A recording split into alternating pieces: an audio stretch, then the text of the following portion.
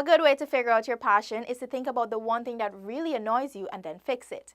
These words of advice come from Tamika Henry, who some may know as a radio personality, a forensic scientist, or as the CEO of CurlFet. I'm Tamika Henry, and I like to consider myself a work in progress. I'm involved in multiple projects because I think that you should be multifaceted as a person. So, by day, I'm a forensic scientist and I work for the Ministry of Public Security at the National Forensic Lab. While there, I supervise the analysts and I'm also in charge of the technical departments, and I'm also the deputy director. When I'm not doing that, I'm also involved in the media. You might hear my voice on the radio, although I try to disguise it. Not really sure how effective it is, but I do a radio show for Digicel on Friday mornings. It's called Digicel Morning Vibes. And then on Sundays, I do a show called For the Record. And that's actually my baby. I launched it last year, just in time for International Women's Day, because I wanted a show on the radio that was dedicated 100% to women. So when I'm not doing the science stuff or the media stuff, I'm also dabbling in entrepreneurship.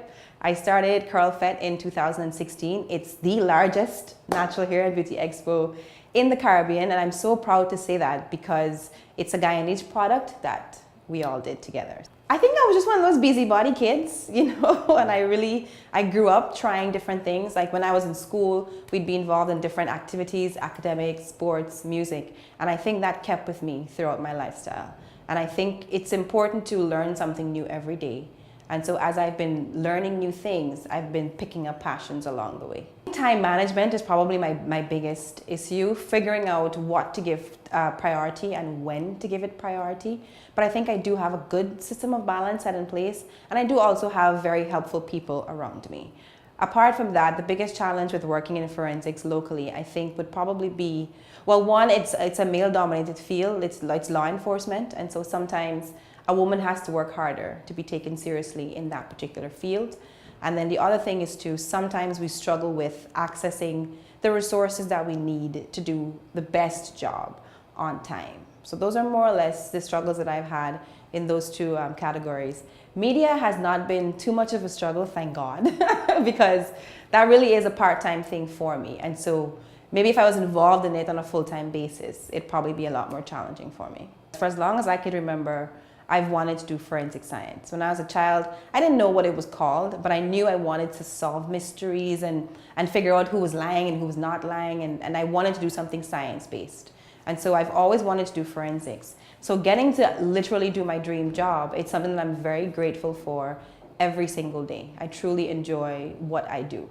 But then CurlFet is more of a personal project in the sense that it doesn't have to do with academics, but it has to do with, I guess, social issues that affect me on a personal basis. One of them being how women are treated and how women who look like me are treated and how our beauty is described. And so I started CurlFet to deal with those kinds of issues. So to me, they're both achievements, but just in different aspects of my life. A good way to figure out your passion is to think about the thing that really annoys you. The one thing that really annoys you, and then fix it. That is a great way. It annoyed me that people called kinky, curly hair unprofessional or ugly or below the beauty standard. And so CurlFet is working to fix that. It annoys me that justice is not necessarily served in the best way in all cases. So forensics is trying to fix that. And then finally, it annoyed me that we did not have enough female voices in the media giving positive messages for women. And so that's why I started my radio show.